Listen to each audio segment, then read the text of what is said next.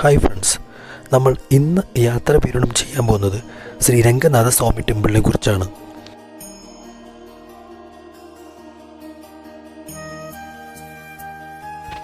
ഭാരതത്തിലെ ഏറ്റവും വിസ്താരമേറിയ കൂറ്റൻ മഹാക്ഷേത്രമാണ് ശ്രീരംഗം രംഗനാഥ സ്വാമി ക്ഷേത്രം.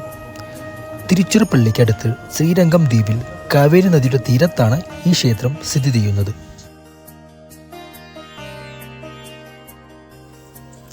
ദക്ഷിണേന്ത്യയിലെ ക്ഷേത്രങ്ങളിലൂടെ നടത്തുന്ന തീർത്ഥാടനത്തിൽ പ്രധാനപ്പെട്ട ക്ഷേത്രമാണ് ശ്രീരംഗ ക്ഷേത്രം. തമിഴ്നാട്ടിലെ തിരുച്ചിറപ്പള്ളി ജില്ലയിലെ ശ്രീരംഗത്ത് സ്ഥിതി ചെയ്യുന്ന ഈ ശ്രീരംഗനാഥ ക്ഷേത്രം ഏറെ പ്രസിദ്ധമാണ്. 7 മതിലുകൾ ചേർന്ന ഈ ക്ഷേത്രം വലിപ്പത്തിൻ്റെ കാര്യത്തിൽ മുന്നിലാണ്.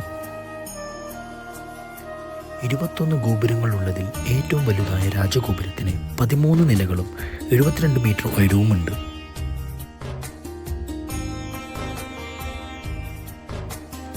നിത്യപൂജ നടക്കുന്ന ക്ഷേത്രങ്ങളിൽ വലിപ്പം കൊണ്ട് ലോകത്തിൽ 1ാം സ്ഥാനമുള്ള മഹാക്ഷേത്രം, ഏഷ്യയിലെ ഏറ്റവും വലിയ ഗോപുരമുള്ള ക്ഷേത്രം, ഭൂലോക വൈകുണ്ഠം എന്നറിയപ്പെടുന്ന തീർത്ഥാടന ഇടം, 108 വിഷ്ണു ക്ഷേത്രങ്ങളിൽ സാക്ഷാൽ വൈകുണ്ഠവും സ്വന്തത്തിനടിയിലെ സാങ്കല്പിക ക്ഷേത്രവും കഴിഞ്ഞാൽ ഭൂമിയിൽ 1ാമതായി കരുതുന്ന പുണ്യസ്ഥലം.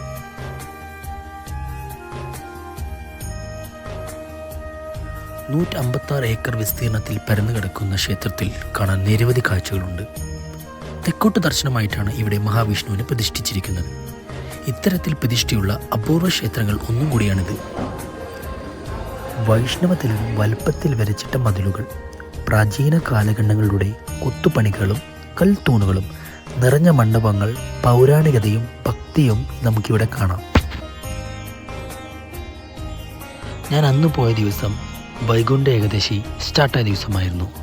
അതുകൊണ്ട് തന്നെ അമ്പലം ലൈറ്റുകൾ കൊണ്ട് നന്നായിട്ട് അലങ്കരിച്ചിരുന്നു.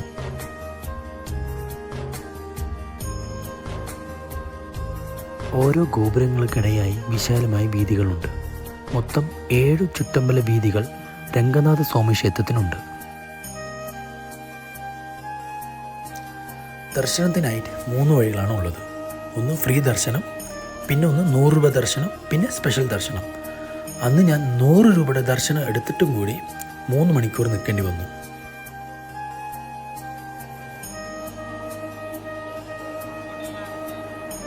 ഏറ്റവും പുറമെയുള്ള 3 ക്ഷേത്രവേദികളിൽ ബ്രാഹ്മണർ താമസിച്ചിരുന്ന അഗ്രഹാരങ്ങൾ ഇപ്പോഴുമുണ്ട്. വെറും 1ഉം 2ഉം രാജവംശങ്ങളുടെ സംഭാവനയല്ല ഇന്ന് കാണുന്ന ഈ ക്ഷേത്രം. പല്ലവ രാജാക്കന്മാർ, പാണ്ഡ്യർ, ഹൊയ്സാല രാജാക്കന്മാർ, നായ്ക്കർ വംശജർ തുടങ്ങി എണ്ണമറ്റ രാജവംശങ്ങളാണ് ഈ ക്ഷേത്രത്തിലെ ഇന്ന് കാണുന്ന പ്രൗഢഗംഭീരമായ നിലനിൽപ്പിന് പിന്നിൽ. ഐതിഹ്യമനുസരിച്ച് ബ്രഹ്മാവ് പൂജിച്ചിരുന്ന വിഷ്ണു വിഗ്രഹമാണ് ഇവിടെത്തിയത്. ത്രേതയുഗത്തിൽ ആ വിഗ്രഹം കയ്യിലെത്തിയ ശ്രീരാമൻ രാവണനെ വധിച്ചതിന് ശേഷം അത് വിഭീഷണന് നൽകി.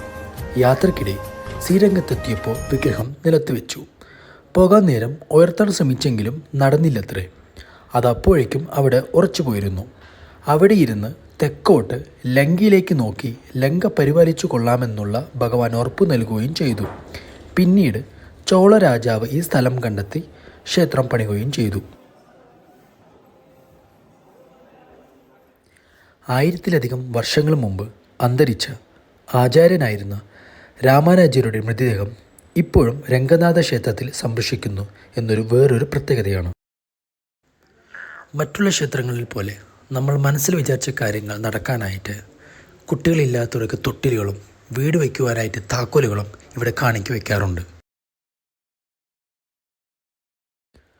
സാംസ്കാരിക പൈതൃകത്തിനുള്ള 2017 യുനെസ്കോയുടെ ഏഷ്യ പസഫിക് അവാർഡ് ഈ രംഗനാഥ ക്ഷേത്രം നേടിയിട്ടുണ്ട്.